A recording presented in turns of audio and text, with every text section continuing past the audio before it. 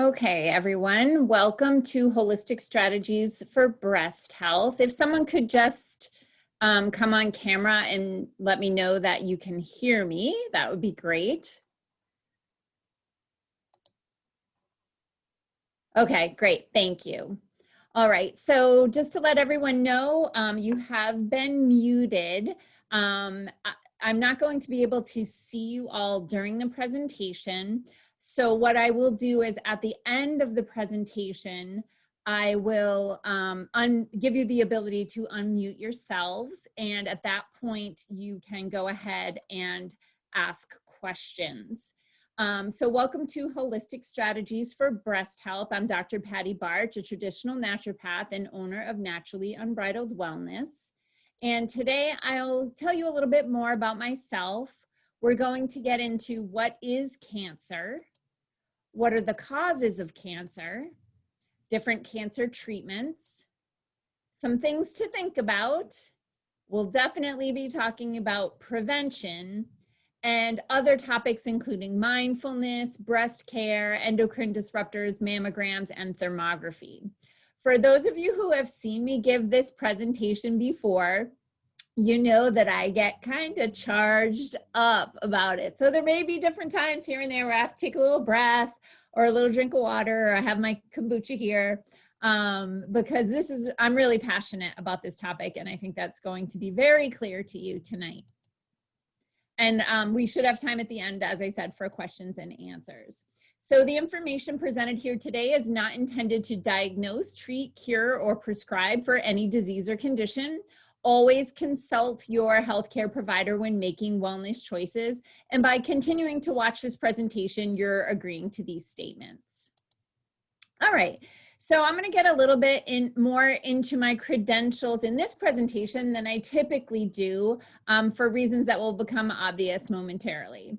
So again, my name is Dr. Patti Bartsch, and I am a traditional naturopath, meaning I use natural methods to help people to achieve their wellness goals.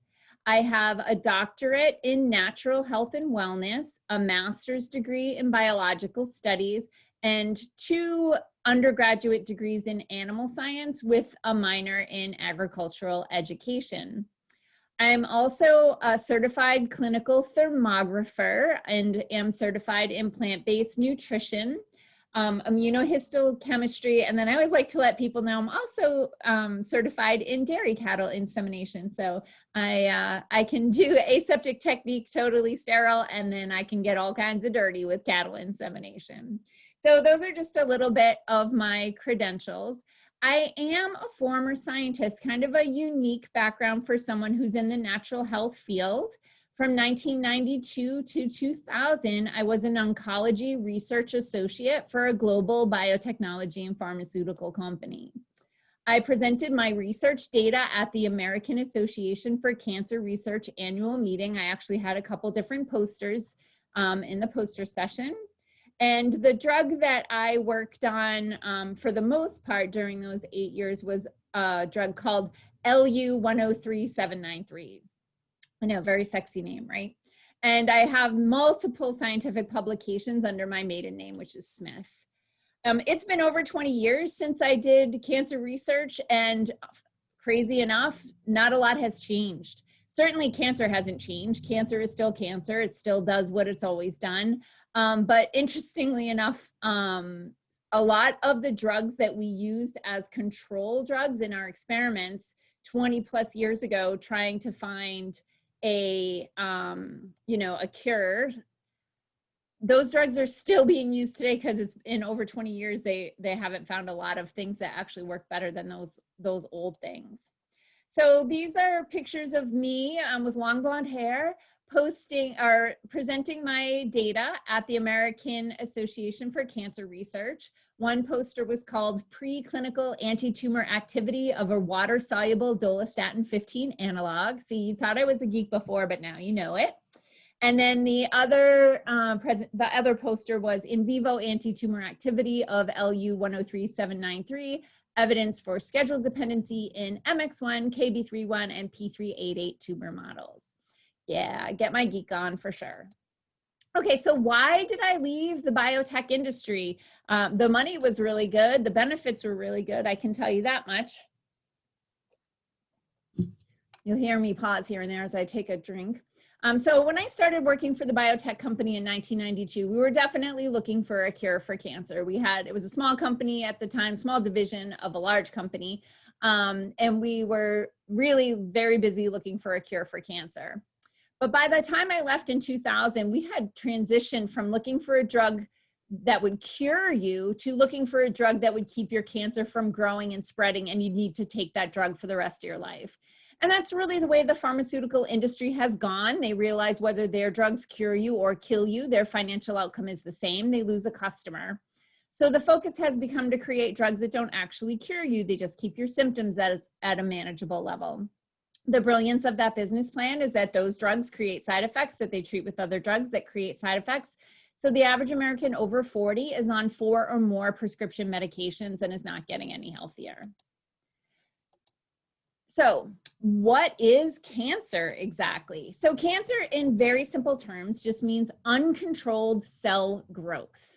So cells that are supposed to divide and stop, divide and stop, divide and divide and divide and divide.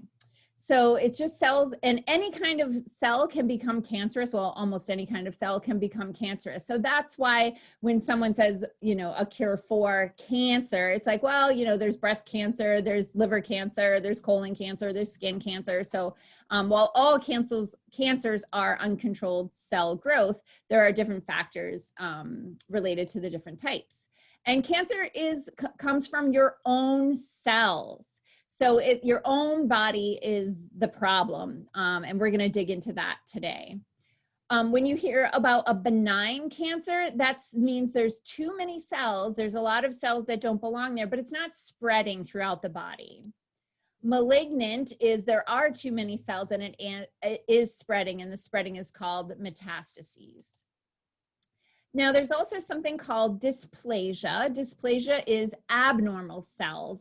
These are cells that have not become cancerous yet.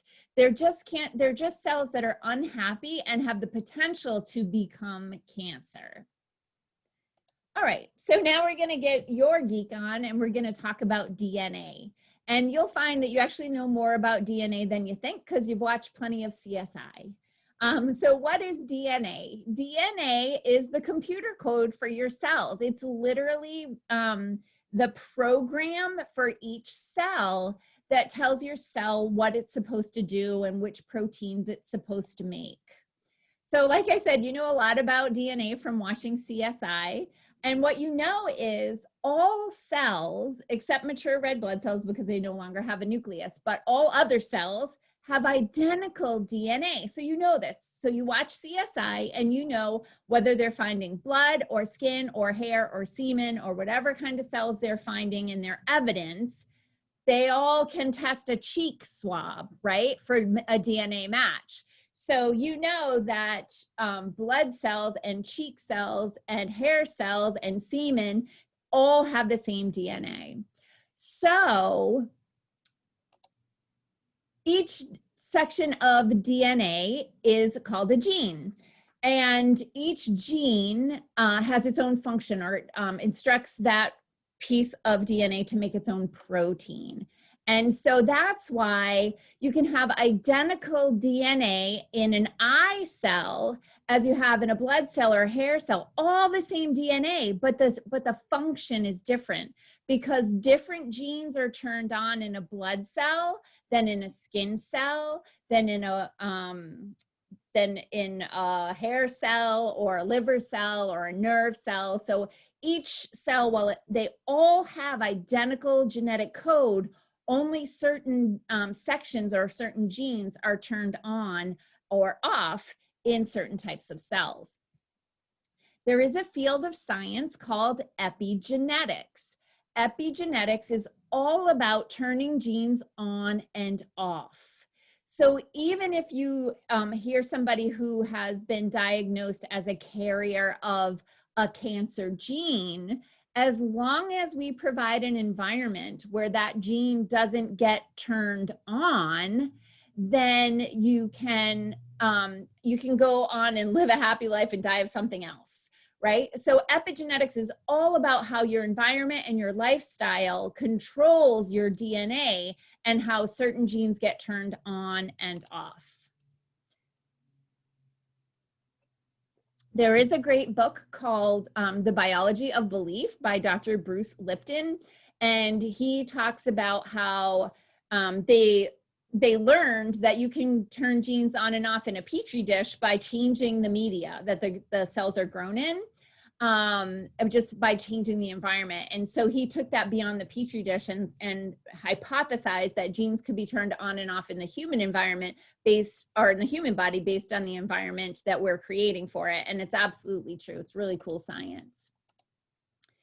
And so what is cancer? So cancer is the result of a mutation. A mutation is just a change in the DNA that causes the cells to grow uncontrollably. So like I said, you can think of a gene as a code, and the code is to create something or do something. And so if you get a problem with the code, something goes out of order, sometimes it can flip-flop, or you can have an extra piece of genetic material in there, or you could be missing a piece. That's called a mutation. And once you have a mutation, that strand of DNA doesn't function properly. And certain mutations cause that uncontrolled cell growth. So hopefully now you're following along with our molecular biology class in that cells have DNA in the nucleus. The nucleus has, or the DNA has genes, and the gene's job is to do a certain thing for the cell.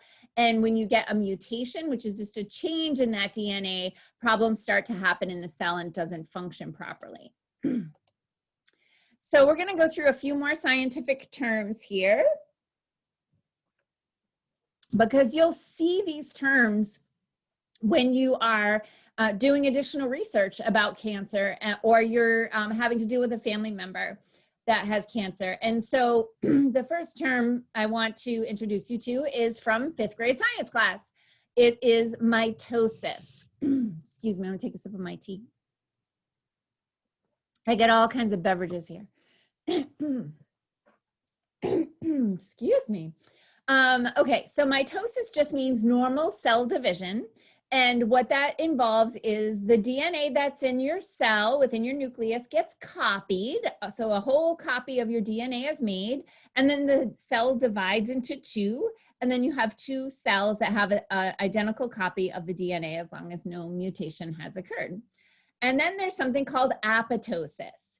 So that's programmed cell death, because cells are not supposed to live forever, right? Your cells regenerate. You know this, you get a cut and then the cut heals. You have surgery and then the incision heals. You break a bone and the bone heals. So cells are supposed to grow normally, but then they die normally as well. If you kept every cell that you've ever had since you were born, you would be ginormous, right?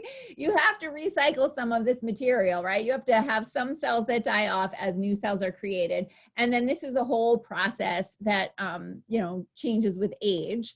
But cancer is mitosis, cell division, without apoptosis, the programmed cell death. So there's a problem with that cell in that the cancer is growing uncontrollably. The cell is growing uncontrollably because the death gene isn't functioning properly. Oh, look, there's graphics. So DNA makes a copy. So there's two copies of the DNA. Then that splits and you get two identical copies of the cell. Look how good I am at PowerPoint. All right, and then they actually grow up to be normal size cells. All right, so what you need to remember is cancer cells actually need about 10 times more energy than healthy cells, because think about it, they don't have an off switch. Those cells are dividing and dividing and dividing and dividing, and man, they need some calories, right? Cancer cells have 10 times more sugar receptors than healthy cells, because sugar can be burned for fuel like that. So you got to think about this, right? Cancer cells need 10 times more energy than healthy cells. Therefore, they have 10 times more sugar receptors than healthy cells. So repeat after me. Sugar is cancer fertilizer. Let that sit in, because what do they give people when they go in for their chemo and stuff? Oh, they give them Jello and they give them ice cream, right? So sugar is cancer fertilizer. Here, see, I told you, I get a little charged up about this kind of stuff. I have to take a little breather here. I'm gonna take a sip of my kombucha, because I'm going to warn you, I get a little more charged up than this. Yeah, so happy Halloween, folks. All right, let's go through some statistics. So in 1971, President Nixon declared war on cancer and designated funding for research. At the time, in 1971, 49 years ago, cancer was the #2 cause of death. Since 1971, the federal government, as of 2009, so this is old data, but since between 1971 and 2009, the federal government has spent over $105 billion in the fight against cancer. Billion with a B. Plus, there's been additional non-government funds. Hundreds of billions of dollars have been spent on breast cancer research. The National Institute of Health overall cost for cancer in the year 2000, $180.2 billion in just the year 2000.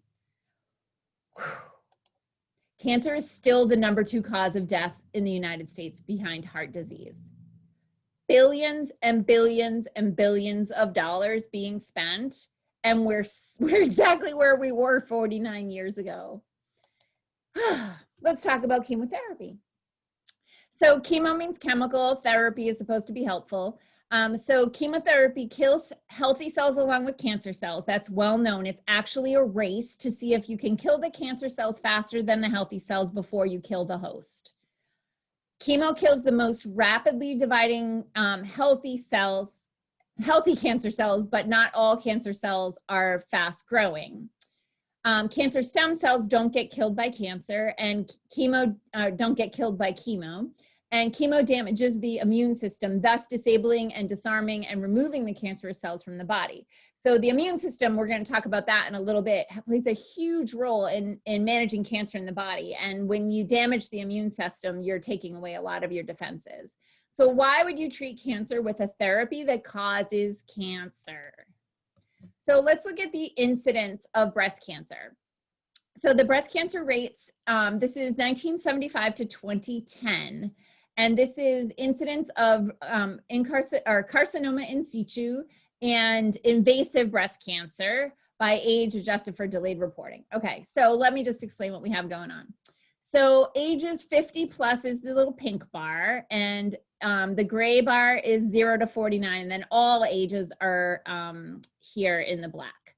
So we can see from 1975 to 2010, we continue to have an increase in carcinoma in situ with ages 50 plus, and actually an increase in all ages as well, with not much of a difference in 0 to 49. But then we look at invasive breast cancer. This is a more serious diagnosis, and we can see that this also has gone up or stayed the same, gone up or stayed the same, stayed the same. So why, with billions and billions and billions of dollars being spent, aren't these graphs going down?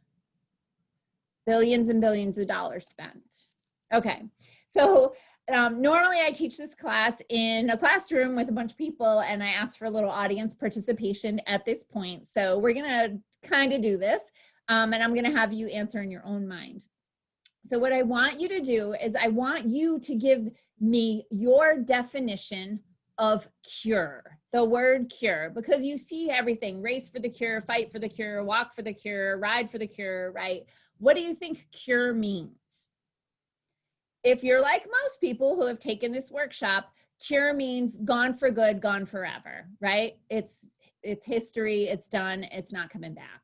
That's how most of us will define cure. Technically, for the statistics, for cancer statistics, a cure means that you're alive 5 years after the day of diagnosis. So 5 years and 1 day later, you're dead from metastatic disease. You're considered a statistical cure. I know. I know. So today, nearly half of all cancer patients can expect to live for 5 or more years after their diagnosis of cancer. So this is where I get a little charged up again. So all of this early detection stuff is about starting the timer 5 years, you know, that 5-year timer, starting that sooner so that their cure rate can be technically go up. But it doesn't change the long-term outcome after that 5-year mark. So again, the 5-year mark is easier to hit with early detection, but long-term outcomes may be unchanged with current therapies. So we're gonna transition into what causes cancer. Okay, so I'm gonna go through a whole list of different things. So toxins. Toxins definitely cause cancer. These are chemicals that interfere with cellular metabolism. I'll talk more about that in a moment, but you can think of these things as things like air fresheners, fertilizers, pesticides, insecticides, chemtrails, dental materials, those sorts of things. Radiation, we know this, right? We know that radiation causes cancer. When I worked in biotech, we used to use radiation as a laboratory tool. And so all of us had to wear these little badges to monitor our radiation exposure because there were limits as to what you could safely, quote unquote, safely be exposed to.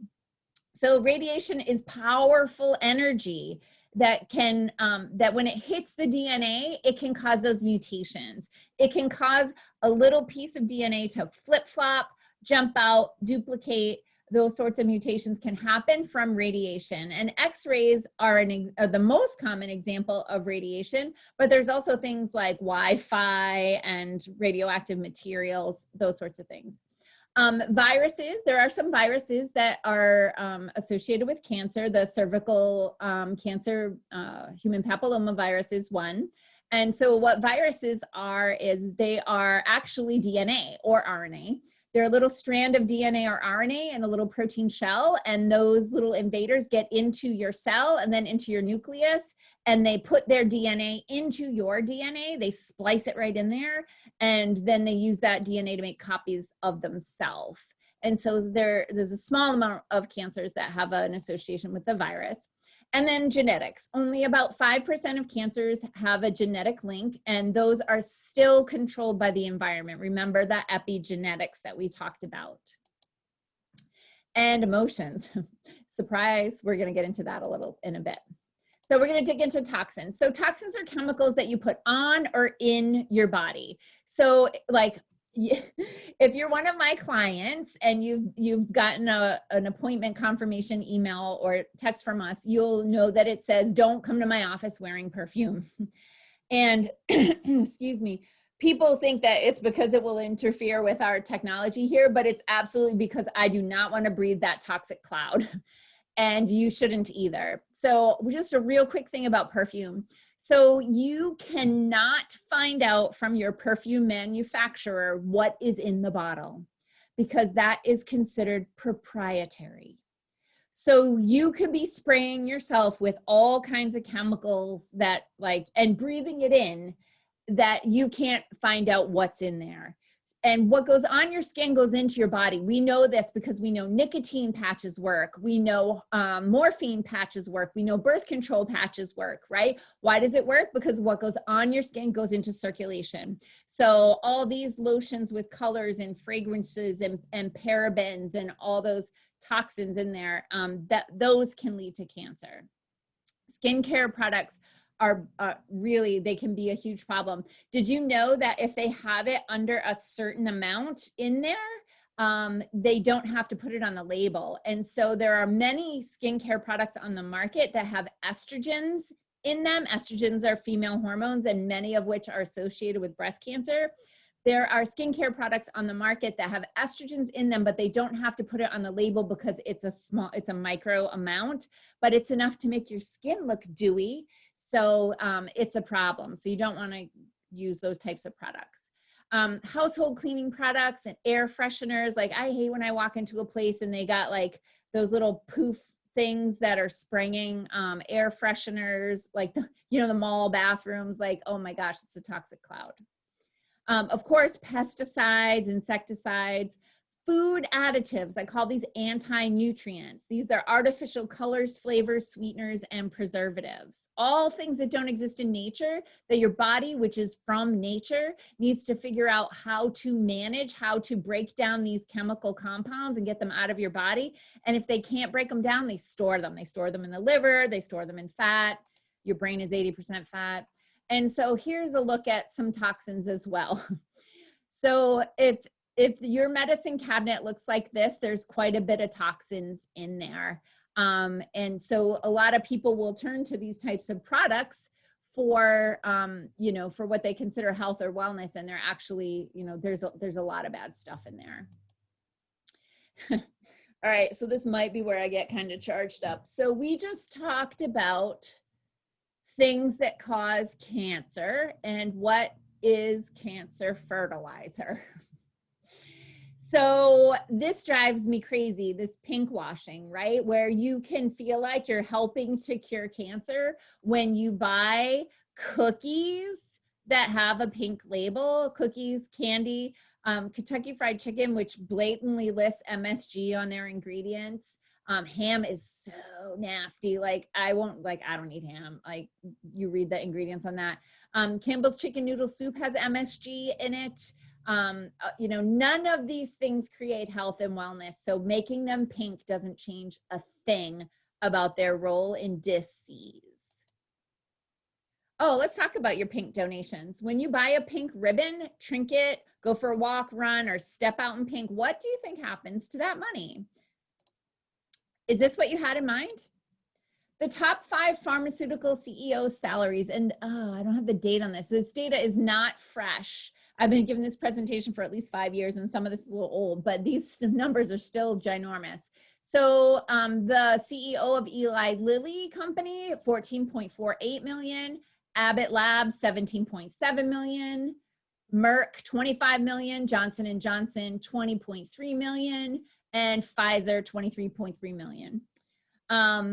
So think about the process.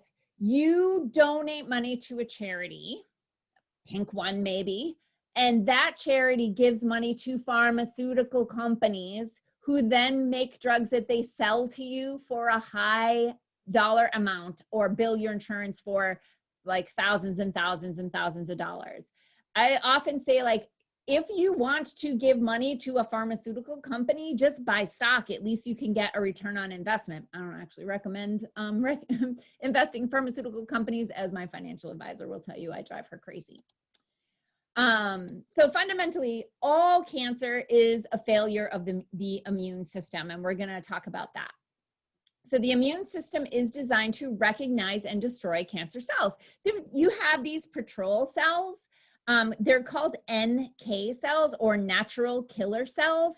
Their job is to go around and find the cells that aren't behaving properly and kill them.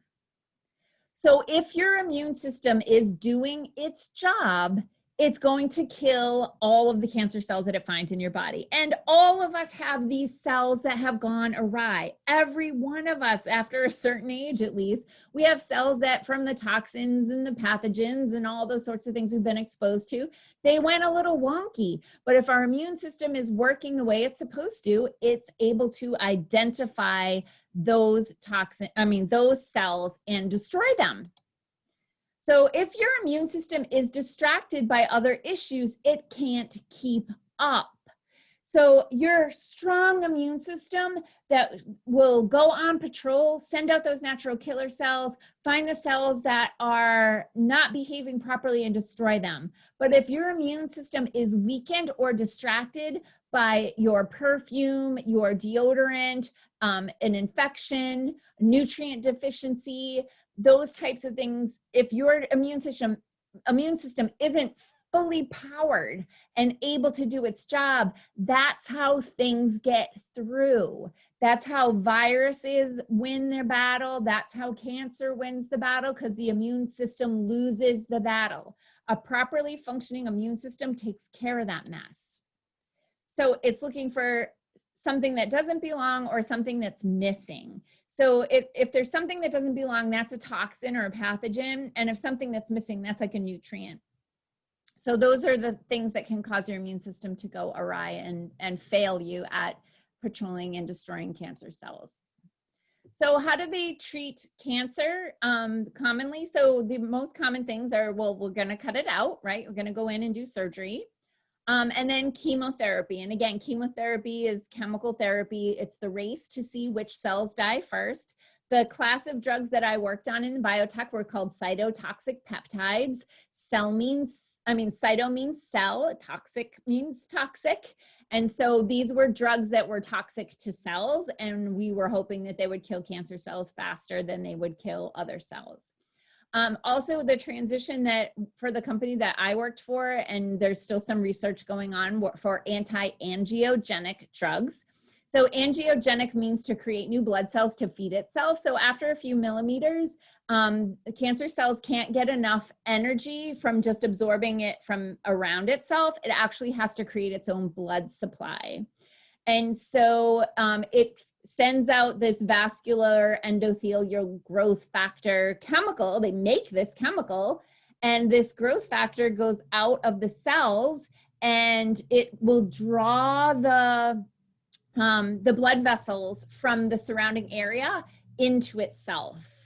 It was some of the cool, like I did some cool research, but it was some of the cool research that we did was actually measuring the angiogenic capacity of certain tumors and how certain drugs would block the angiogenic development. So these drugs are targeting stopping the blood vessels. But what are blood vessels used for? Oh, things like wound healing. So if you're on anti-angiogenic drugs to keep your tumors from being able to get more nutrition, those tumors aren't going anywhere. They're going to stay that certain small size if they don't get enough blood vessels. And those anti-angiogenic drugs will attack the blood vessels. Then there's a therapy called monoclonal antibodies, and that's where they take some of your cancer cells and they basically make a vaccine of sorts out of it and then inject it back into you so that your body attacks those cancer cells, and they're hoping that it doesn't attack your normal cells when they do that. So these are some of the common types of chemotherapy. And again, this stuff is poison. I mean, we used to work in masks, gloves, safety cabinets, all sorts of things to keep from breathing in or coming in contact with those chemicals.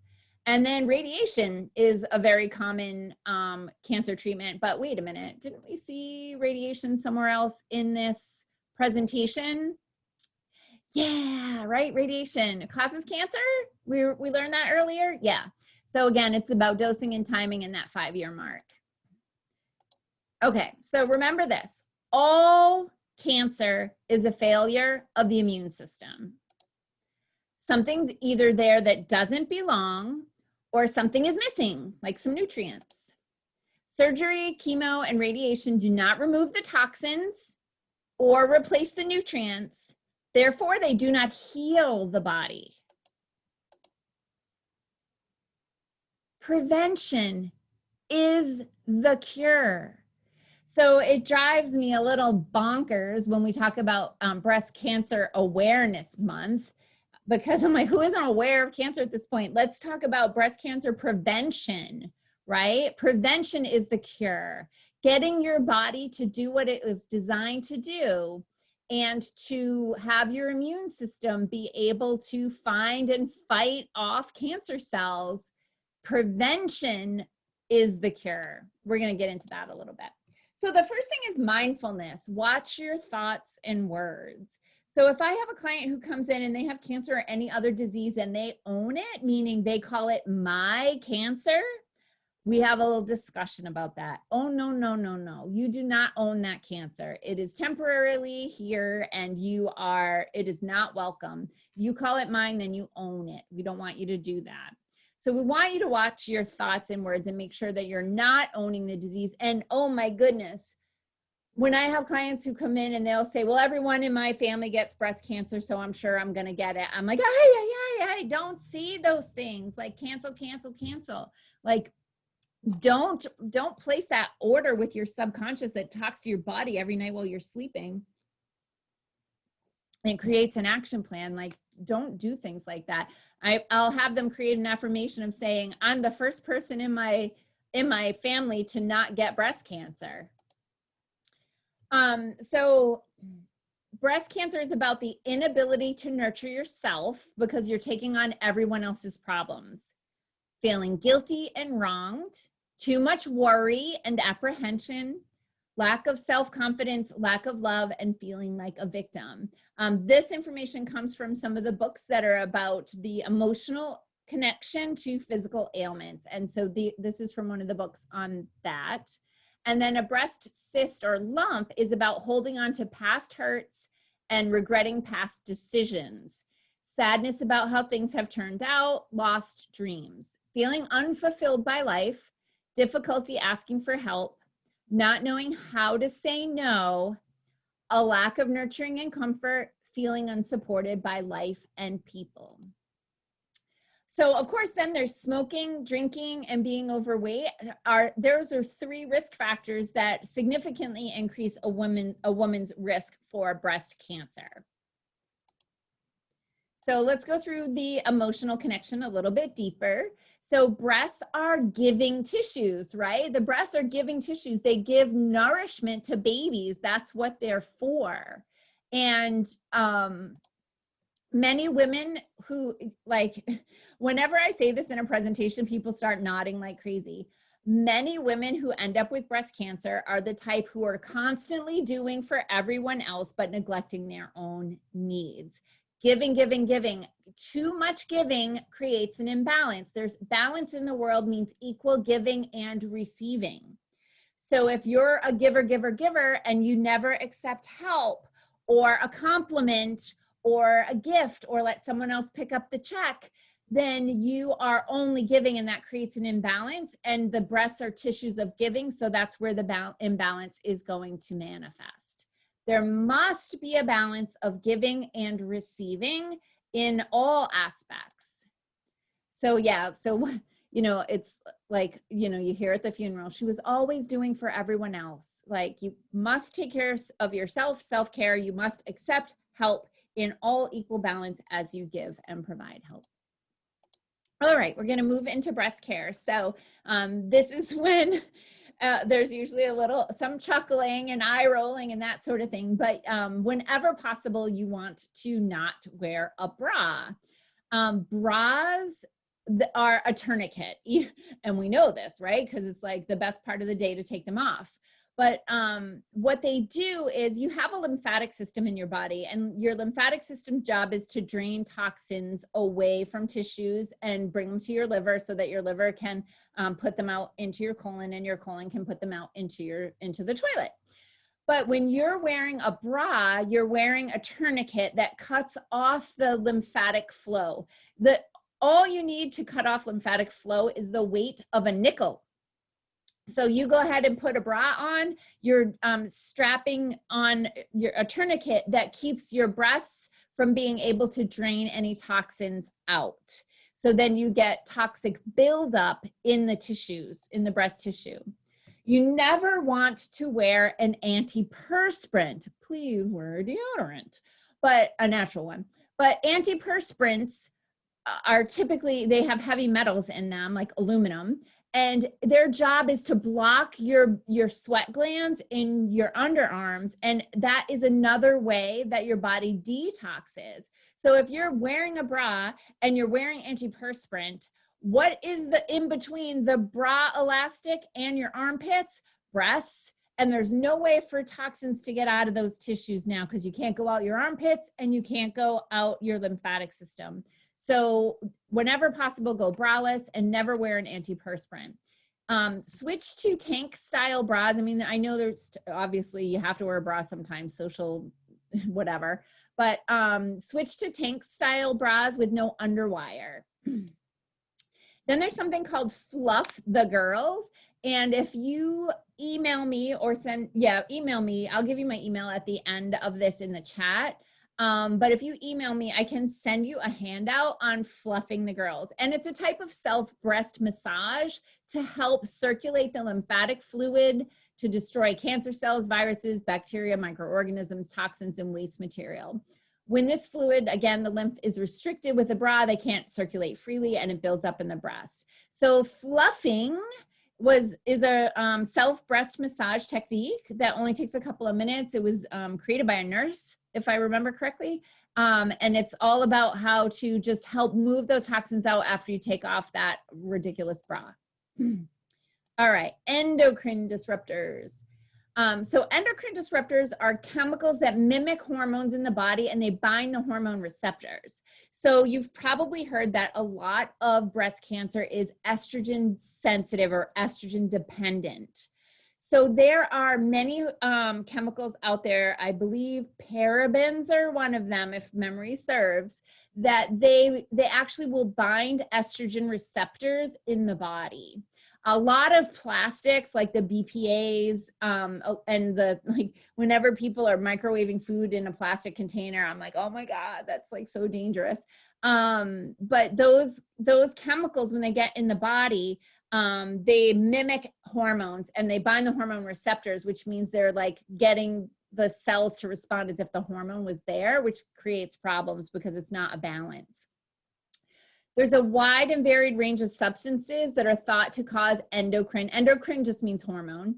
Endocrine disruption. Chemicals that are known endocrine disruptors include diethylstilbestrol, which is synthetic estrogen, DES, dioxin-like compounds, polychlorinated bisphenols, which is the BCBs, DDT, other pesticides, and just so you know, Purell, there's something in Purell called triclosan, which is a known endocrine disruptor. It's in other hand sanitizers as well. Also parabens in skin products, phthalates in personal care products. Those are things you definitely want to stay away from. All right, so breast assessments. How can you find out if your breast tissue is healthy or if there's an issue? So mammograms are the most common. These are x-rays of the breast. Up to 80% of mammography dictated biopsies came back negative. So that means up to 80% of women who got a call back after their mammogram and had a needle biopsy done where a needle was, drilled into the breast and cells were sucked out, up to 80% of those were negative. Mammograms are a very poor screening tool for women with dense breast tissue. So what that means is it's like 16 or 17 states. It's actually the law that if you have a mammogram and it's determined that you have dense breast tissue, it's the law that they tell you that mammography is not a good screening tool for you because the tissue is so dense that the x-ray, everything shows up white. So I can't see anything. It's the forest for the trees, right? So women with dense breast tissue, they're the ones who most commonly get called back for repeat mammograms and unnecessary biopsies because they just can't see through that dense tissue. And women over 75 will typically have very slow growing tumors that may not require intervention. Statistically speaking, women over 75 that get identified with breast cancer, if they do nothing about it, they will die from something else. So when I hear about a woman who's 75, 80 years old who had her annual mammogram, think about that. She's probably had 40 mammograms in her life. Lo and behold, she develops breast cancer. And then they want to do chemo, surgery, and radiation. And, when statistically, if they do nothing at all, she's going to die from something else because they're so slow growing. The U.S. Preventative Services Task Force caused a firestorm of controversy when it revised its screening recommendations, saying that women without personal risk factors should have their first mammogram at age 50 and then every 18 to 24 months after that. So, people were all up in arms because at one point they actually had lowered the first mammogram age to 35. And at that time, it was before I got on my wellness journey and was still very much the biotech minded. I had my one and only mammogram at age 35, which is just crazy with no risk factors in my family whatsoever. So one quick sip here. Some cancers grow really quickly, and that they develop between scheduled mammograms, and those can be especially dangerous, and those are typically found, unfortunately, in younger women. Increased use of mammography has resulted in more tumors being found, but many of these are slow-growing, relatively benign cancer, says Dr. Esserman. We are not going to screen ourselves into a cure. To do better, she says, doctors need to find smarter ways of screening and develop more effective treatments for aggressive cancers. This is some research that was done in Canada, and it's phenomenal. One of the most trusted of these, maybe it's the next one, sorry. One of the most trusted of these, the Cochrane collaboration, has been studying screening mammography intensively. Their most recent bulletin states that the benefit of screening 2,000 women regularly for 10 years is that one woman may have her life prolonged. Of the other 1,999 women, at least 200 will have false positive mammograms leading to biopsy and surgery, and at least 10 women will be falsely diagnosed with breast cancer and consequently subjected to unnecessary surgery, radiotherapy, and chemotherapy. But wait, there's more. Adverse consequences from screening can include false negatives. A cancer is growing but missed by the mammogram. Potentially cancer-causing cumulative X-ray exposure. I've had a woman come in that's in her 70s who's had 40 mammograms, 40 X-rays to her breast tissue. Not to mention that anxiety, pain, and discomfort that women experience with the procedure and the huge cost of these programs to the healthcare system. This is the study I was getting all excited about a couple minutes ago.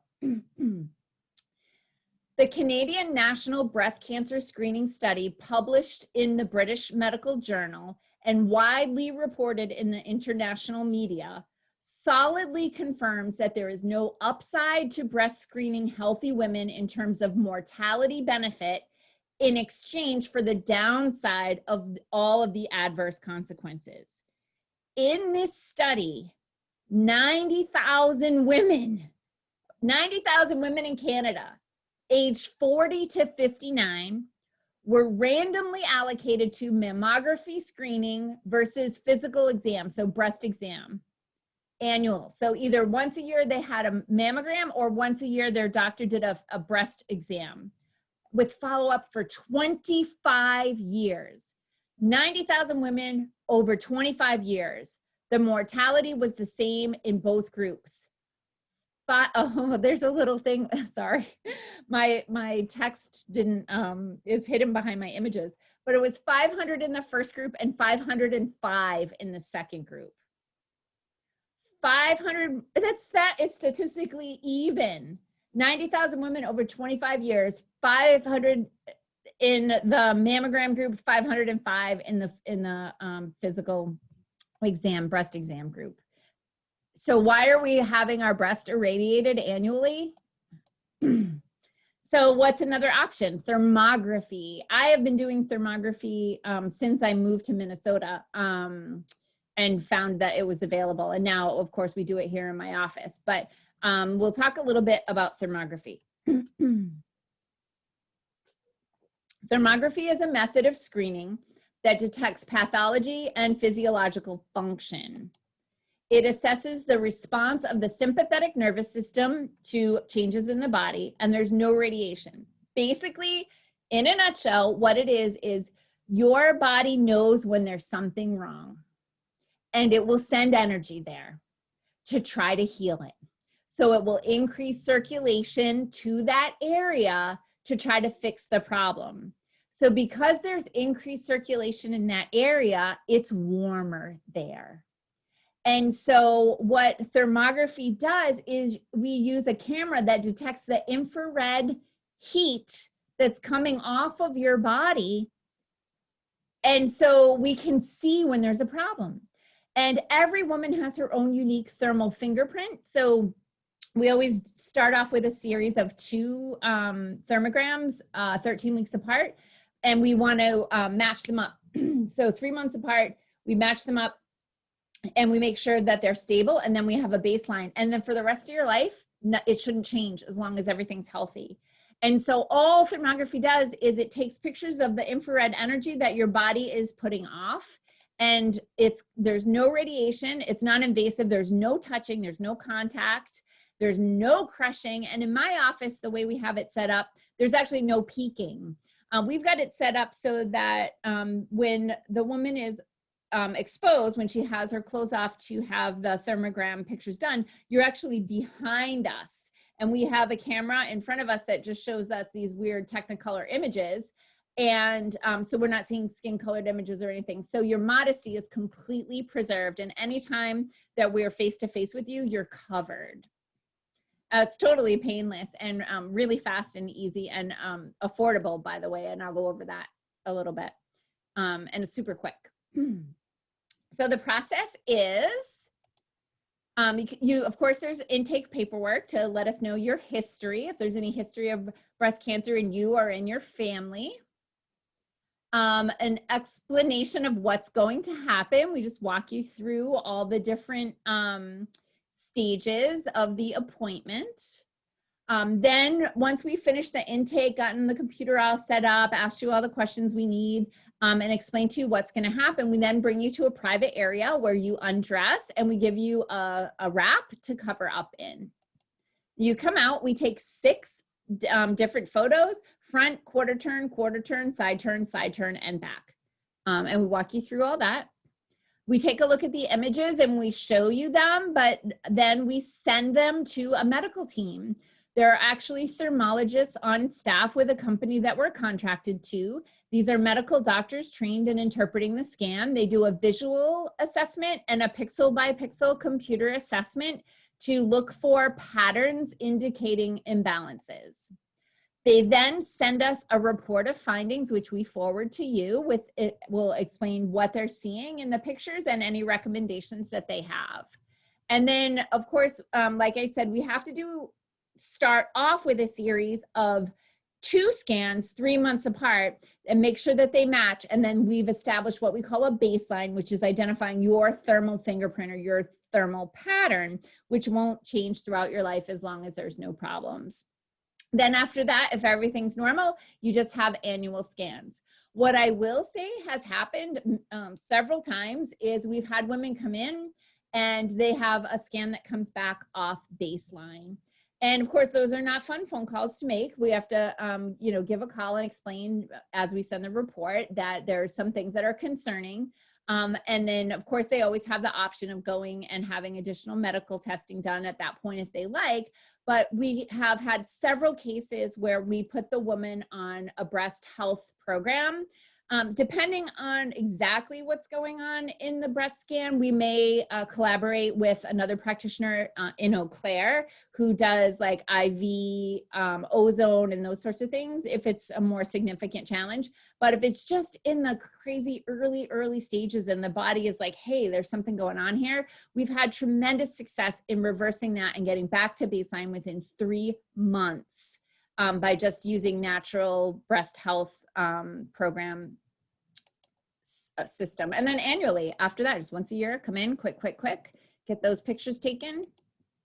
And so I wanted to show you a little bit about what the how breast cancer might look on a thermography scan. So this, hopefully you can see my mouse. So this picture, the baseline picture that's all the way to the left of the screen, this was concerning. So especially there's like this this kind of dense spot in the middle.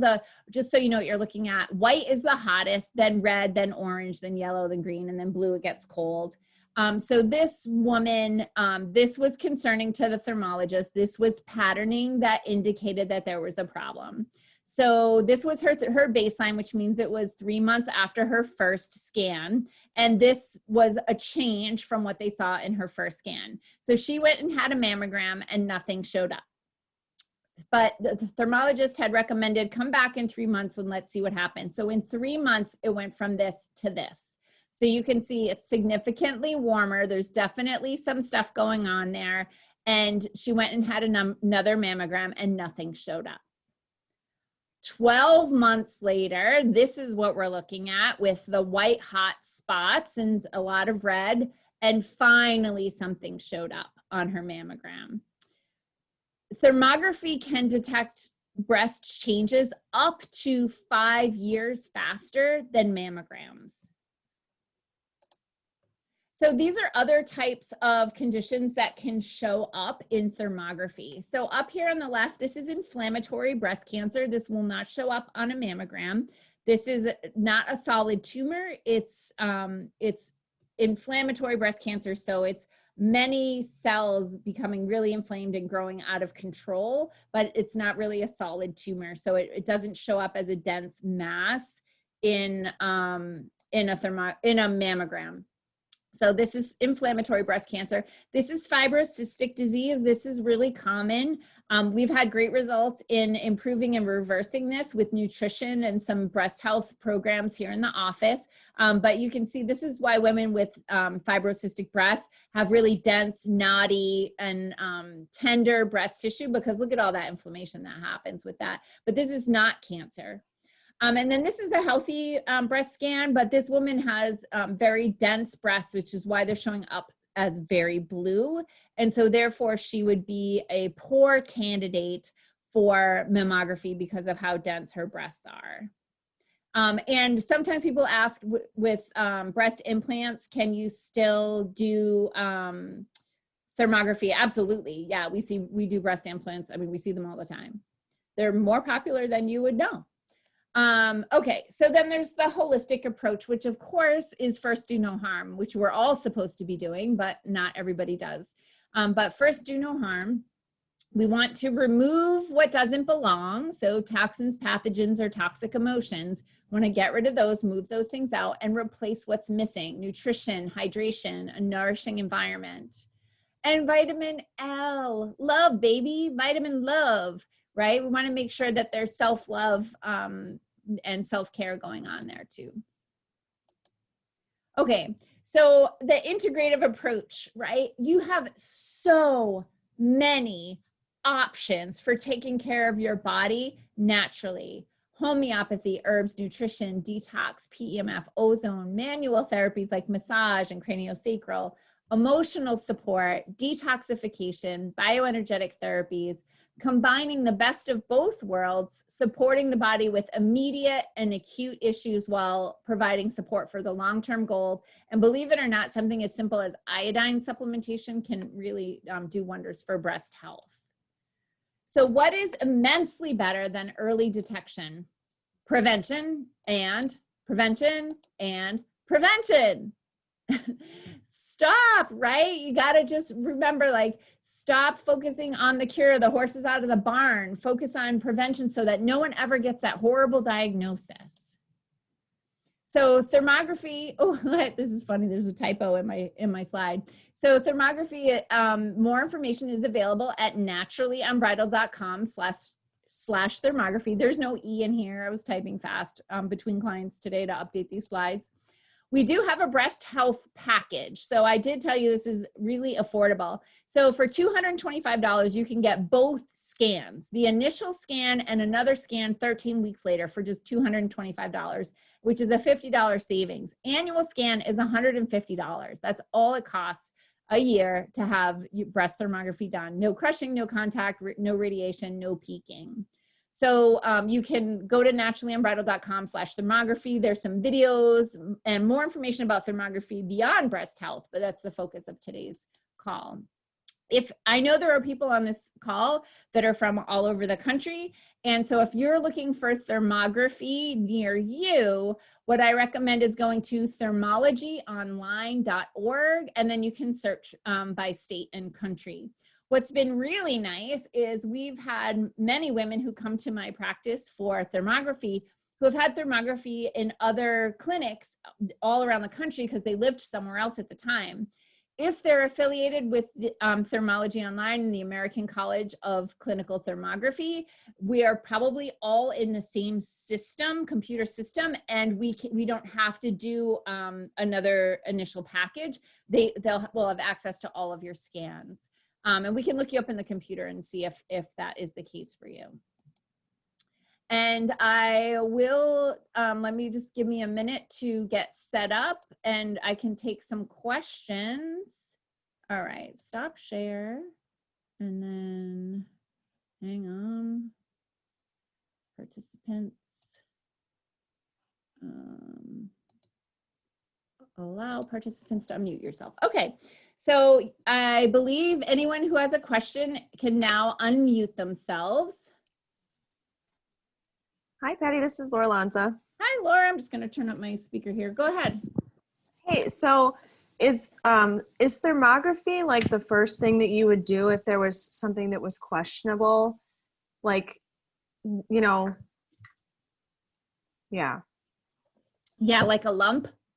Mm-hmm. Yeah. So what's nice is if you've already established a baseline, when the lump comes up, you've got something to compare it to and you can have more information faster.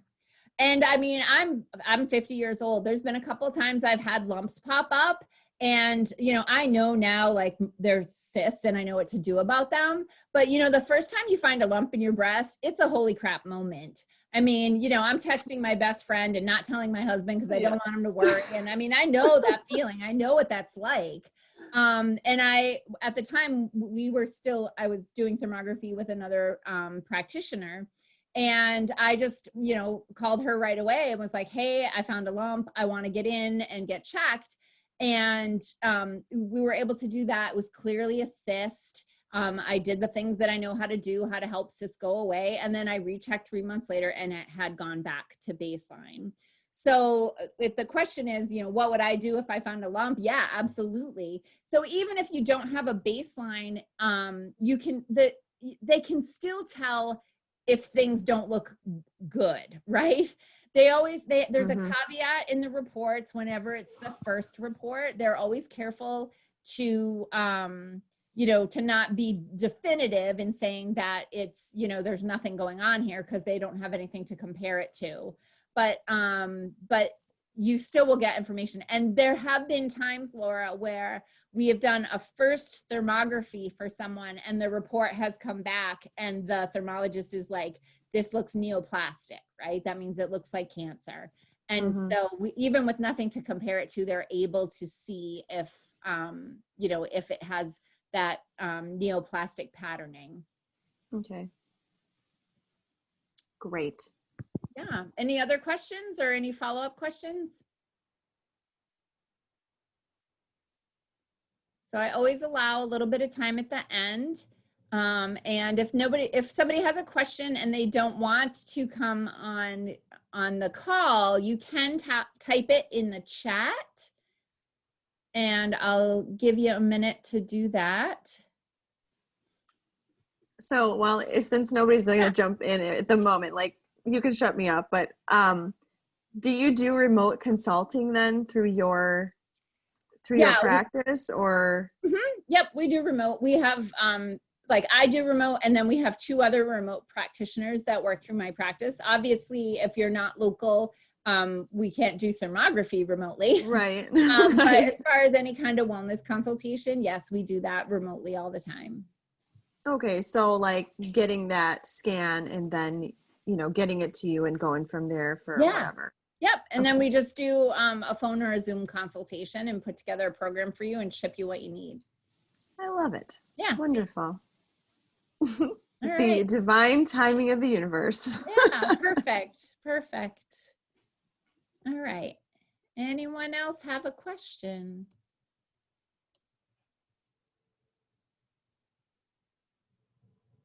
All right, let me just type in the chat here for you. I do have one question. Who is this, please? My name is Sue. Hi, Sue.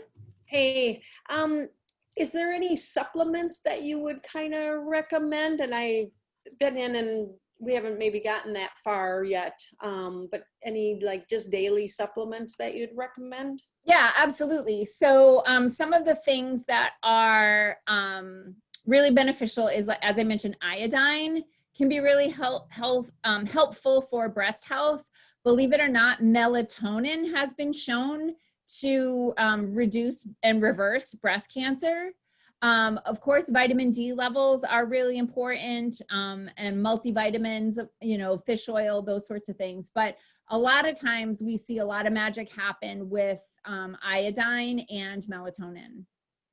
Okay, good, good, thank you. Yeah, I'm gonna Go I ahead. was going to mention that I did have a thermography with you guys. My doctor had kind of sensed there was something there. She said, I feel a little bit of a lump, but I can't tell you it's anything bad, but she recommended starting with thermography. Awesome. And so I came to you guys, and actually I had one probably 5 years earlier that I was in their database. Perfect. And you're correct. They were saying, nope, it looked fine and there was nothing to worry about. So perfect. That's yeah. awesome. Yeah, it's always nice to give people peace of mind, that's for sure. Which thankfully happens more than it doesn't. You know, it's not all that often that we have to make those other types of phone calls. So that's great. Right. Thank you for sharing. You bet. Thanks. You're welcome. So Sonia typed in the chat, for those supplements, is there a recommended daily dose? So that's going to actually depend on the manufacturer and the form of the supplement. So like we have liposomal melatonin spray, which the recommended dose is 5 sprays, which is 1.5 milligrams. But because it's liposomal, it's more bioavailable. And so a lower dose is more effective. And then the iodine, it's going to depend if it's iodine or iodide or a combination. So I would just follow the recommendation that's on the bottle, the dose that's on the bottle. Good question. Anyone else? Does melatonin disrupt estrogen metabolism? No, it doesn't.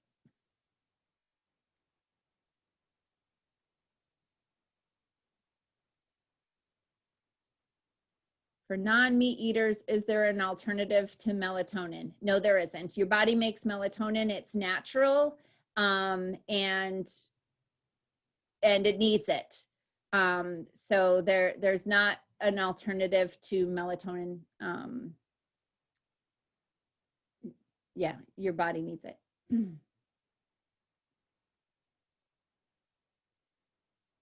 Anyone else?